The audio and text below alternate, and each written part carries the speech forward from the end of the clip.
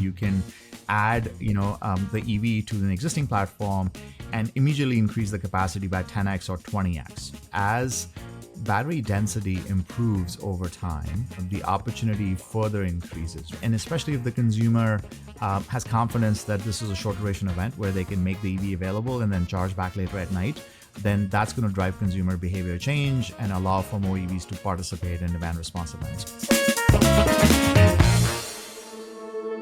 This episode is for anyone who's thinking of buying an EV. If you're still on the fence, don't worry, there's still a lot here for you. But imagine having your electric vehicle not just storing energy for its own use, but for your house as well. EVs as distributed energy resources. Could it work? I'm Sylvia Leyva Martinez, and I'm a principal analyst at the energy research firm with McKinsey, and I'm on a mission to get the data and insights behind the tech, finance, and policy that's shaping clean energy. Every 2 weeks, I talk to innovators and industry leaders about how they are working to solve a specific problem in the energy transition. You can now keep up with the show on YouTube. Just search Interchange Recharged and subscribe to the show there. So if you're watching us for the first time or listening wherever you get podcasts, bienvenidos. Welcome. It's great to have you here. So today, we'll be looking at how EVs can be used as two-way charging and energy storage systems. A lot of my work is on solar and storage, so this is a super interesting one, if it's a viable option. There are a lot of hurdles to clear. Consumer sentiment around EVs in general, the technology that will allow EVs to work in this way isn't exactly mainstream, and the ever-present challenge of grid demand. One, it has to be simple, for the consumer. Second, it has to be automatic to the extent possible, so the customer doesn't have to actually take any actions, right, to plug the car or unplug the car, because that just increases friction in the process. Aseem Kapur leads GM Energy's product portfolio. GM has been working on this project for a while, so I'm keen to hear how it works. Coming up, we'll hear how EVs can be used as grid resources. How can consumers trust in using their EVs this way? What incentives are there for them to get an EV in the first place? How do home energy systems integrate the EV? And how does the utility manage it? Aseem, welcome to the Interchange Recharged podcast. I'm so excited to have you here. Thank you, Sylvia. I'm excited as well. So there is this very interesting idea that has been going around for already a few years. So EVs can serve as decentralized power units capable of stabilizing what we're currently seeing as a very, very strained grid. So how did that happen? How did that come about, and how does it work? Yeah. So, let me just give you a quick background on how, the opportunity essentially arises with EVs. Mm-hmm. As you said, the opportunity is really to go after a decentralized grid. Today, the way the grid actually serves all the electric demand is by, it's like a one directional system flow. You typically have large power stations, that distribute power, down to our individual homes. And it is a very asset intensive infrastructure for utilities.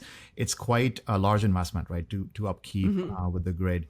With the advancement of solar and storage, energy, we've seen over the course of the last decade how these distributed energy resources can actually really, really help advance, opportunities for customers to actually take on, energy independence, not only power their own homes, but also provide a resource for both balancing as well as, managing the peak demand, for the grid. And EVs are an extension of that, right? The way we actually imagine EVs in the future will be, they are going to be an energy resource for the grid. And in fact, General Motors is pioneering technology that would allow EVs to interoperate with stationary storage systems, solar systems. So think of it, a fully modular system that allows the customer to interoperate their EV with their stationary storage and solar energy in order to become a resource for their home, and then as an extension for the grid. And EVs can help you power the grid. And what we're really trying to do is change our customers' perception around EVs being a mobility asset, but also an energy asset. So the opportunity is huge. It's tremendous. I'm looking forward to telling you more about our technology and what we've done. Thank you for your interest. Okay, so it seems like typically what I have personally heard when thinking about EVs and their interaction with the grid is more on the V2G or vehicle to grid. So now it seems like there is also, I don't know if it's new, you will tell me more about it, that it's also like V2H, so vehicle to home, but they're intertwined, right? Like it's not like either you're operating one or the other. It seems that everything is interconnected, right? And that is part of the new product that, or the new charger that General Motors has been developing. Yes. Yeah. So you're absolutely right. And the way to actually think about these capabilities is that you, an EV can essentially allow the customer to power, like what we call simple technologies like vehicle to load, which is, you can use your EV to power, devices in the car, right? This is mainstream technology that is existed for many, many decades. And that's enabled by onboard inverter on the car itself. You then extend that to allow the EV to power your home, which is where General Motors is investing in technology through our GM Energy home energy management system that allows the EV to be able to discharge energy and power your home. And fast following that, we are undertaking a series of what we call proof of value pilots with large utilities across US that would then allow us to fully interoperate the EVs to power the grid.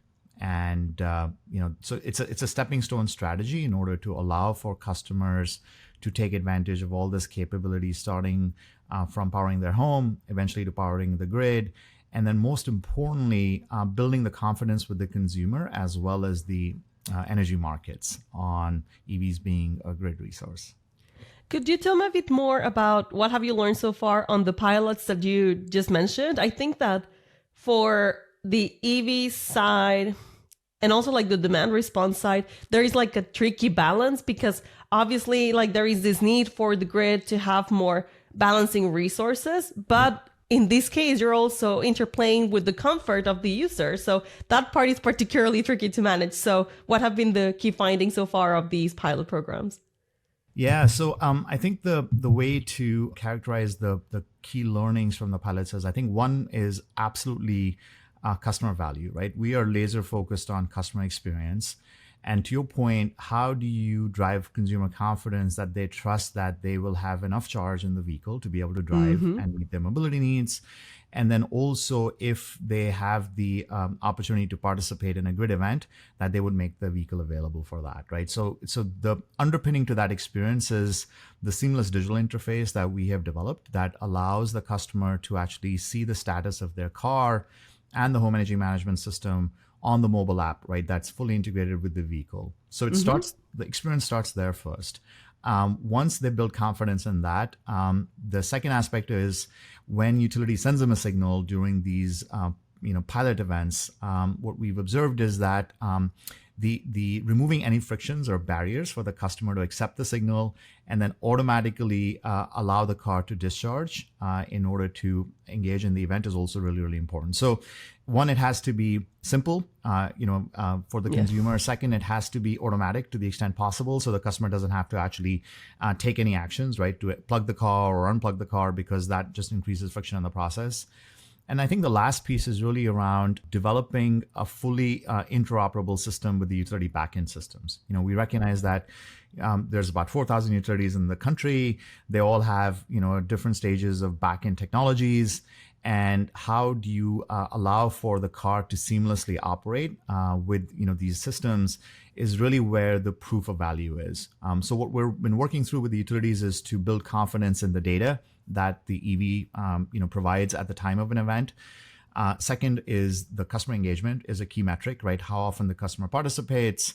And then lastly is, what are those key behavioral drivers, right? So you and I may be at home while an event happens or we're out driving. How do we take into account what the customer preferences are at the time when an event happens? Because that directly drives engagement. So those three things have been key learnings. Also, I think the key underpinning to the technology is, and I can't emphasize this enough, is the standards, right? The communication standards. ISO 15118 is like one of the foundational standards that allows EVs to fully interoperate and share data freely with the grid. And that is the foundational technology that allows for us to share data with the utilities. And that's been something that we've been validating, testing, improving, and those are the key learnings so far. That's awesome. And I'm thinking about, I will actually ask about the utility side in a minute, but for now on the customer side, are there any particular incentives? There has been a lot of discussion because with OB3, there is going to be a phase out of the EV tax credit soon. Mm-hmm. So are there like any other incentives or ways to motivate customers to transition not only to using EVs, but also to adopting EVs as a solution for providing energy and grid services? Yeah, so we have a series of pilots that we're running with energy companies. Like PG&E is one of the large utilities out in the West Coast, and we partnered with them to launch an incentive program that allows customers to take up to $4,500 in rebates that are available if they enroll their GM Energy home energy management system into the utility demand response program. So the opportunity for the customer is to be able to, take advantage of the technology. Second is to be able to demonstrate to the utility how effectively the technology would work during grid events. And then lastly, we're testing market design with the utility company. Like, what's the right incentive at which you can lower the barrier for the consumer to enter into these technologies. So it's one of many programs, Sylvia, that are being launched. Of course, at the federal level, there have been changes in policy, but we see a lot of states stepping up, right, in order to continue to advance distributed energy resources, and EV-enabled grid services is going to remain foundational, to that strategy. Totally. And Aseem, could you tell me, like, how does the, performance, efficiency, or results in general between using EVs versus stationary batteries compare in terms of providing grid services? Have you heard any feedback yet from the utilities you've been working with? Yeah, so I think a couple of things. The way to think about the system is, right, the advantage is modularity, right? So when you invest in a stationary storage system as a consumer, you have access to fixed, capacity, which is, always available. You can charge the battery through either solar energy or from the grid itself. And typically the market is fairly well established. Mm-hmm. The opportunity with the grid, using EVs is really what we call our Lego strategy, where you can add, the EV to an existing platform and immediately increase the capacity by 10x or 20x, right? So for a utility, that's very attractive because, you can, a typical stationary storage system, is anywhere from like 15 to about, it can go as high as 30, kilowatt hours. The GM Energy home system is one of the largest that's available in the market, about 35 or so kilowatt hours. And then when paired with, one of our larger trucks like the Silverado or the GMC Sierra, you can, immediately increase that capacity by, 10 to 15 fold. And that is very attractive for the utilities because one, you have access to, capacity that you can essentially change, again, based on consumer preferences, how much capacity the customer is willing to make it available to the grid. Yeah. And then second is the fact that from the energy storage opportunity as well, right? There's quite a large amount of storage, that is available. So it's really the EVs provide the flexible grid services, and it's the flexibility that the grid values the most. In terms of the efficiency, they're comparable assets. As you compare the discharge cycles on the stationary storage system to an EV. In fact, the what we call the non-mobility application of EVs, where you are using the EV to discharge for grid applications, we've done quite an extensive amount of testing in order to ensure that it doesn't in any way impact the battery degradation, and we continue to honor the warranty on our products, with the use of EVs for bidirectional charging. So it's been, I think those are the two foundational, opportunities that frankly are going to be game changing in how EVs can unlock virtual power plants.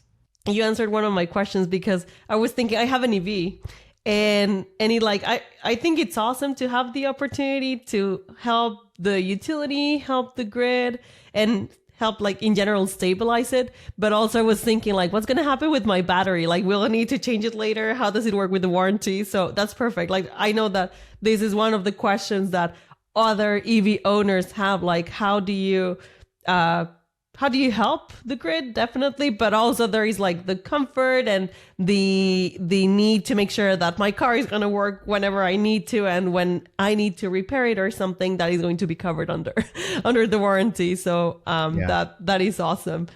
I would add, Sylvia, I think just one other key point I wanted to highlight, GM is making some significant investments in battery manufacturing.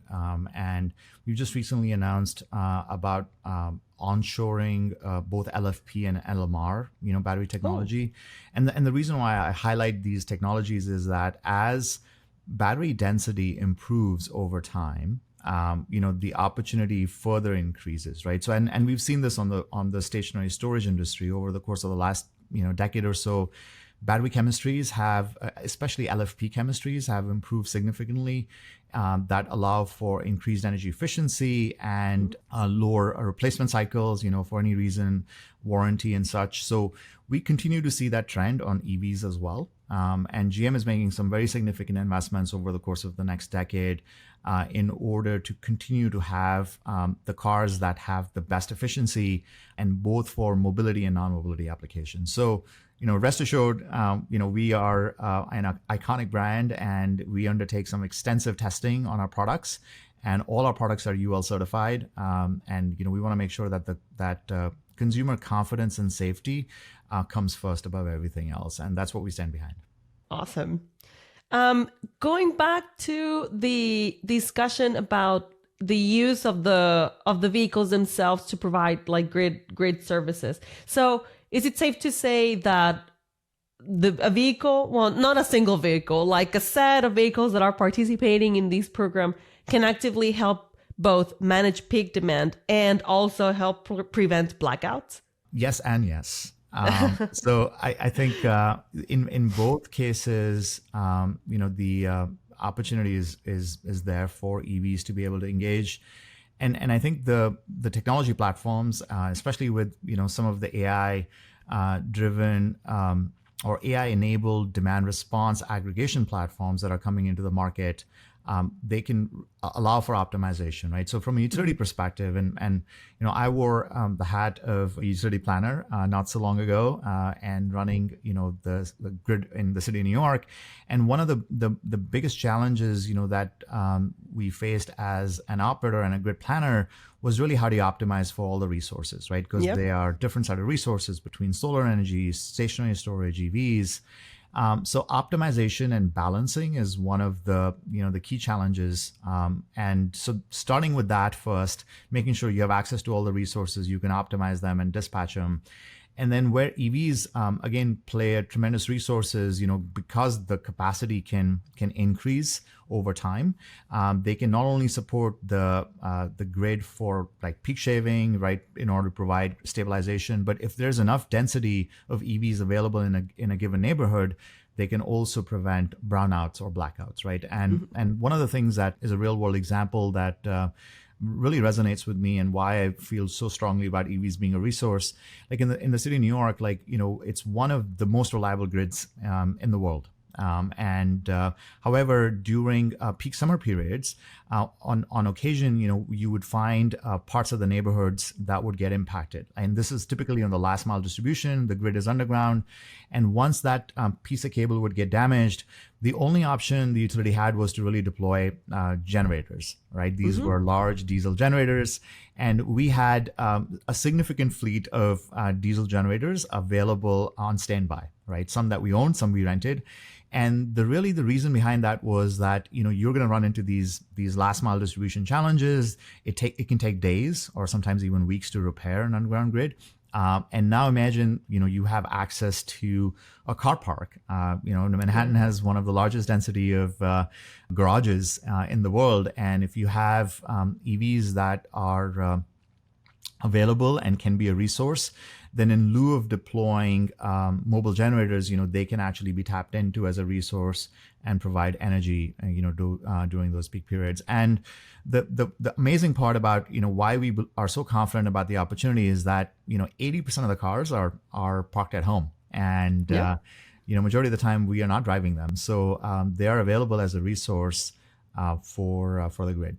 Is there the possibility then, like, it's not only for residential vehicles, but also like more large, even like commercial scale fleets? I'm thinking like school buses, for example. If you have like a parking lot where these school buses are there most of the day, then they could actually also provide more services to the grid, right? Is there a possibility of expansion to other types of vehicles then? Absolutely. And there's quite a few like school bus pilots that are being run. In fact, some of the early V2G technology that has been commercialized and become mainstream started with the school buses.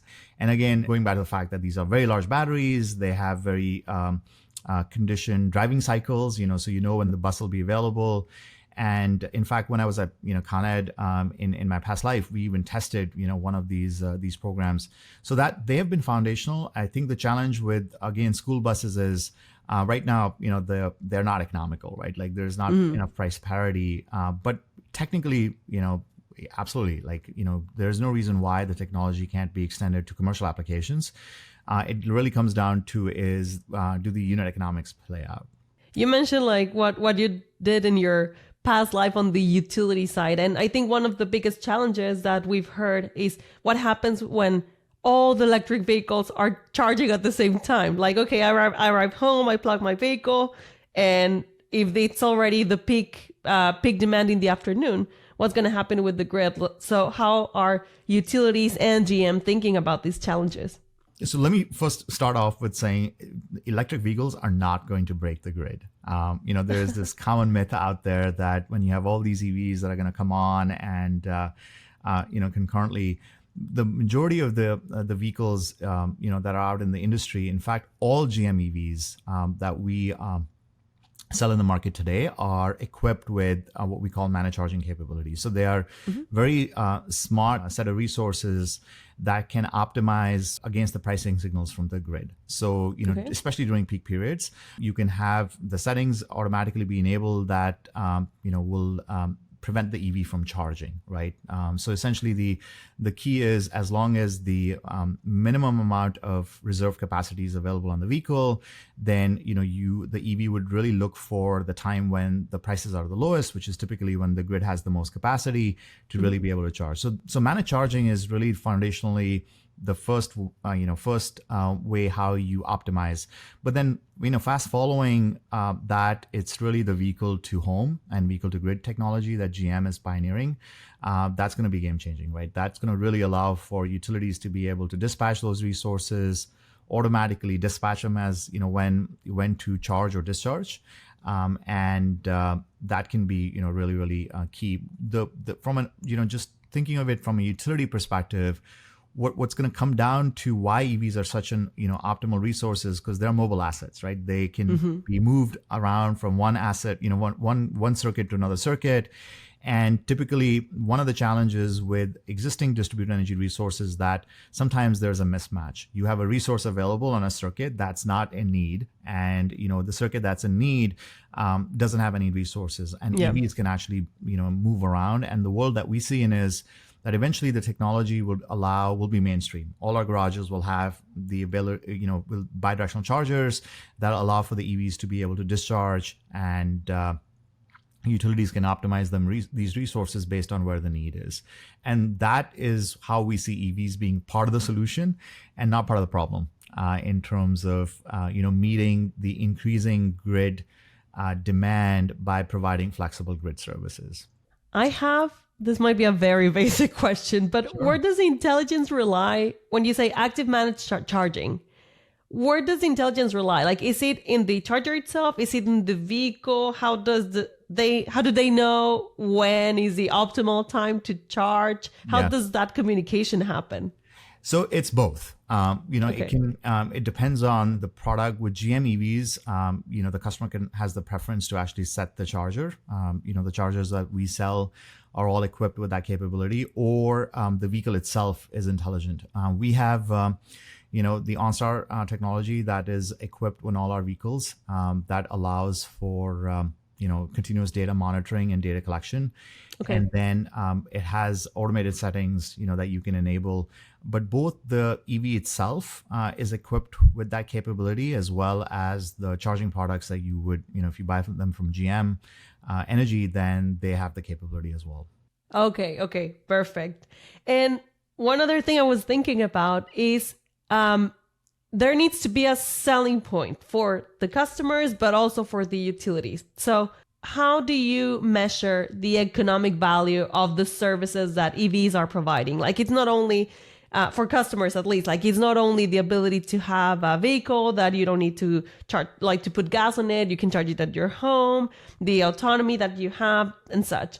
But there's also more than that, particularly on the grid services side. So how do you quantify it, measure it, and make sure that everyone understands its value? So I think the simplest way I would answer the question, Sylvia, is it comes back to customer convenience, right? I think you started the podcast with that point around, hey, how would I as a customer trust that I can make my EV available as a resource? It needs to be simple. It needs to be, seamless. So starting with how easy it is to deploy the resource is one of the key measures in terms of, how we quantify success. I think the second aspect is, again, engagement, right? Or customer engagement, because utilities typically, when they run demand response programs that have now, those markets have existed for many, many years. And typically what they see is that, user engagement can drop off with successive events, right? So because especially as it relates to thermostats, right, people prefer a certain level of convenience or comfort, and there's a limit to which they're willing to make that resource available, right, or reduce their energy consumption.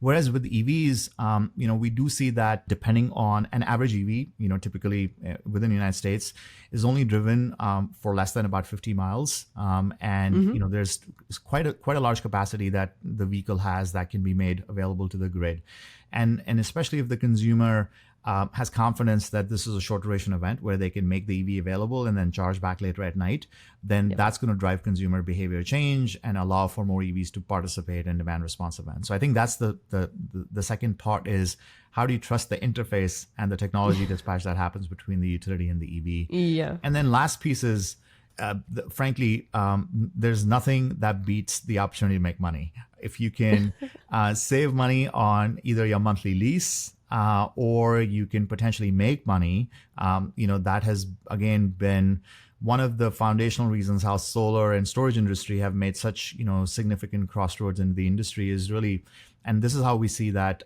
once the market mechanisms are in place where the technology is trusted, it can be dispatched, and the economic value is created that can be dispersed to the consumers without any friction, that is going to really unlock that capability. And the way we see that in GM is through our utility partnerships. We want to give customers the flexibility to be able to reduce like their monthly lease payment, and that is very exciting for our customers, for our dealerships, because the reward is simple and immediate. Yeah, that's the key thing, right? Like, it needs to be something easy to get. I don't need to sign up to another thing or think about how I need to operate the battery or anything like that. So it's just like, I sign up to the program and then that's pretty much it. So I love it. I think it's very clear from the customer benefit side. What about the utilities? Like, how has this process been of interacting with the utilities and showing them like, oh, this is the value of V2G, V2H, and everything interacting together? I think the utilities are in different landscapes as it comes down to the most congested utilities in the country, like on the coast, like the West Coast and East Coast. The regulators are already actively looking at vehicle to grid programs. There's quite large set of incentives. I shared with you the PG&E program. There's the Connected Solutions program in Massachusetts and Connecticut.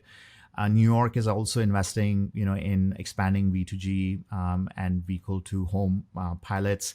And really, the opportunity for the utilities is to really be able to look for EVs or EV-enabled grid resources as a non-wires alternative, right? That is really the opportunity that regulators are pushing for. On how when you say non-wires alternative, is like they don't need to invest in the actual grid infrastructure. There are other elements that they can use, right? Yeah. Thank you. Yeah. Sometimes I just wear my geeky hat and then forget that. Don't worry, that happens all the time in this podcast. So so that most of us don't know what non-wires alternatives are. But like you said, the idea is not to invest in the grid, and if you can rely on flexible resources, because that's the cheapest way to serve the customer, especially to manage rates and drive affordability.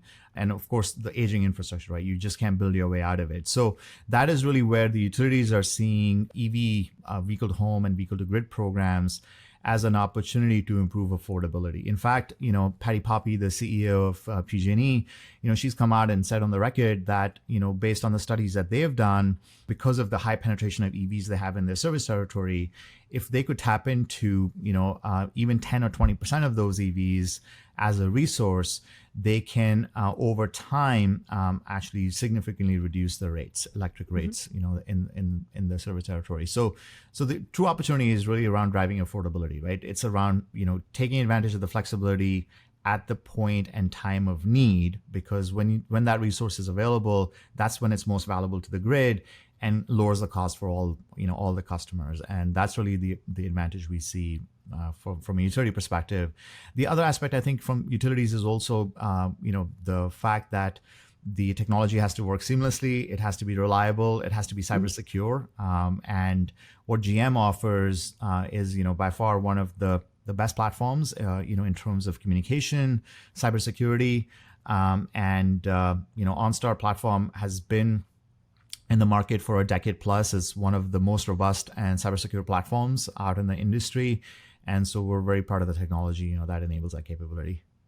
What do you think are the actions that need to be taken, or the partnerships that need to happen between automakers, utilities, and regulators in order to see more of these applications of EVs happening? I think the first key aspect is really continuing to partner to remove the friction for the customers, right? So, where you can incentivize the customer to adopt these technologies, make redemption of incentives simpler, easier, so they don't have to go through an enrollment process, right? Like lower the friction, the higher the participation or the engagement rate. Interconnection is a key aspect of this as well, right? For this to really truly scale, these are behind the meter resources. They have to be interconnected with the grid, and many jurisdictions across the country, interconnection queues can be quite long. And so how do we continue to streamline the interconnection process, make it simpler and easier, and frankly faster, is going to be key. And I think the third aspect is really the economics behind market design, right? Recognizing that if these resources can be brought into the market and they are beneficial to all the customers, then what is the right economics or economic incentives that you can put in place such that there is continuity for OEMs to continue to invest? And GM is fully committed to this technology. In our current portfolio, we've got the largest, portfolio of bidirectionally enabled EVs. But for us to continue to expand and iterate on this technology, what's really important is that the market signals remain in place where customers will benefit and value this technology. And the way they would do that is if they make money or save money. And that's the simplest way to envision it. And we want to make sure that we continue to lean in, partner with utilities and regulators to ensure market mechanisms are in place that incentivize the customer to take advantage of that opportunity. And in the process, help us invest in, helping our customers live in the future and continue to differentiate our products, because we've got one of the best EVs I would say in the world. I would be amiss if I did not ask about the recent strategy shift that was announced by GM a few weeks ago. So it seems that there was a pretty large investment, $4 billion investment in gas-powered vehicles. So what prompted this shift within GM, and how does this reconcile with the original all-EV goal by 2035? Yeah, so we haven't, to clarify, we haven't shifted away from our, mission to continue to electrify our product lines. At the same time, we are really committed to meeting the customers where they are and recognizing that EV adoption will happen at a different pace. It's probably the adoption is slower than many of us expected. But most importantly, what we are investing in is really lowering the cost of the product, right? So how can we continue to invest in having more affordable EVs and some of the battery technology investments that we're making, which, coincidentally, we also, announced about, and I'll get the right number from Sanaz, but I think it's like $4 to $5 billion that we're investing in our battery manufacturing plants that we've also concurrently announced. Yeah. But the reason for that is that we are committed to the EV technology. We recognize that we're going to continue to drive and improve affordability. At the same time, we have to meet the customers where they are. And we also produce one of the best ICE products in the industry as well. And so we're going to continue to invest in both the powertrains. Yeah. So it's not that GM is walking away from EVs, as you clearly mentioned, like you're already investing in manufacturing, there are continued partnerships and pilot programs with utilities. And it's something that we have talked about in the podcast. We need to face the energy reality. And in this case, like the market reality of what customers want, what customers need, and how we balance that out with the energy landscape that we're currently facing. I'm wondering, like, what are you seeing in the market? You mentioned the customer needs, the market reality, but what elements do they imply? Since we've launched the product and we started selling in all 50 states our vehicle-to-home system and the home energy management system, which includes our vehicle-to-home technology and our power bank, our stationary storage system, we have had quite a significant interest in the product. And it's really the two primary use cases for the customers are one, resilience. They are mostly adopting the product because they realize that they have an opportunity to be able to use the technology in order to mitigate outages, that happen in the grid. So that's been actually very, very exciting. So we've, been really encouraged by that. In fact, I think some of the adoption has exceeded our initial expectations. So we're very excited. The second thing that we've seen in the market is that customers love the flexibility that the platform offers, right? The fact that it's modular. I don't have to invest in everything up front. I can start with an EV and just the bidirectional charger. And then over time, I can get pieces of it. I can invest in the power bank. If I choose to, invest in solar system, all of those can be like this, what I shared earlier as a Lego building block strategy. So it gives customers the flexibility and choice, which I think is really, really important. And then I think the last piece, which has been totally surprising is, people love the fact that this is the future, right? This is like first of its kind. There's a lot of word of mouth, recognition and promotion of the product. People have been actually, very, very vocal about giving us feedback on how to simplify the installation, how to simplify the product. So a lot of engagement that we've actually truly been excited about that allows us to take customer feedback because this is our first generation product, then improve the next generation of products that are going to come out in the market. And that's been really, really encouraging as well. So I would say all in all, we pioneered and tested and launched this technology, first of its kind.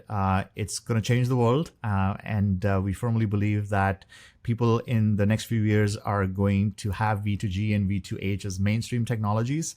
I'm pretty certain they'll have different names for them because it's only the geeks like us that are going to use these acronyms. But they will be living, in that technology. And that's what we've been excited by some of the early adopters of our platform.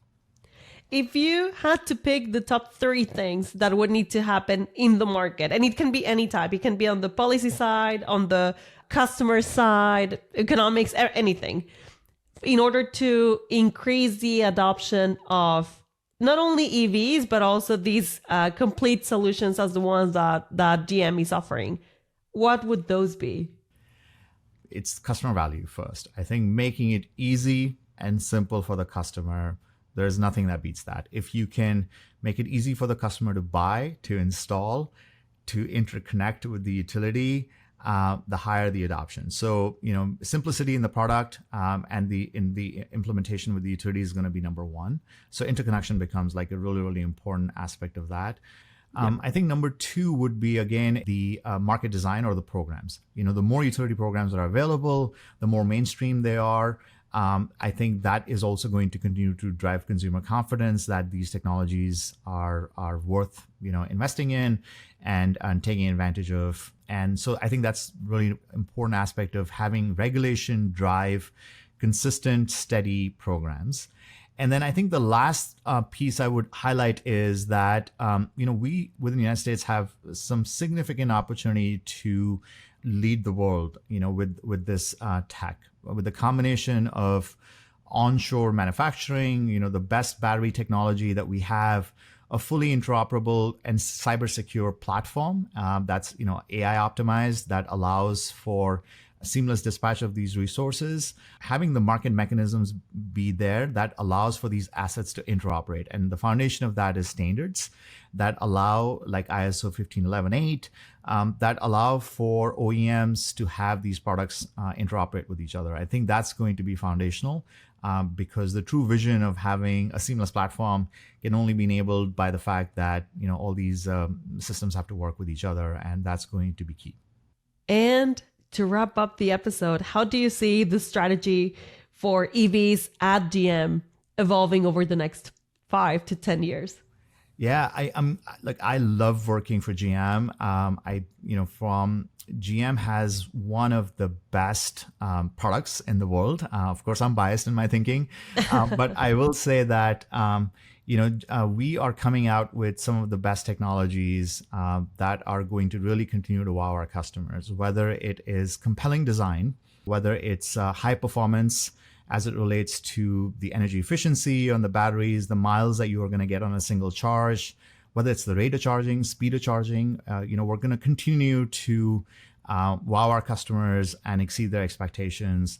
And then more importantly, creating more versatile products, right? So the energy extension on vehicle to home, vehicle to grid is nothing more than creating more flexible and versatile products that customers can reimagine a vehicle, adding more value to their lives beyond just driving. And that's what we're laser focused on. We are looking to how we can reshape our people's, people who give us the trust by investing in our brands, how we continue to reshape their lives, be part of their lives, and continue to add value, whether it's their driving experiences, entertainment experiences, in the very near future, energy experiences. We're going to continue to be part of that experience as we've been for the last 127 years.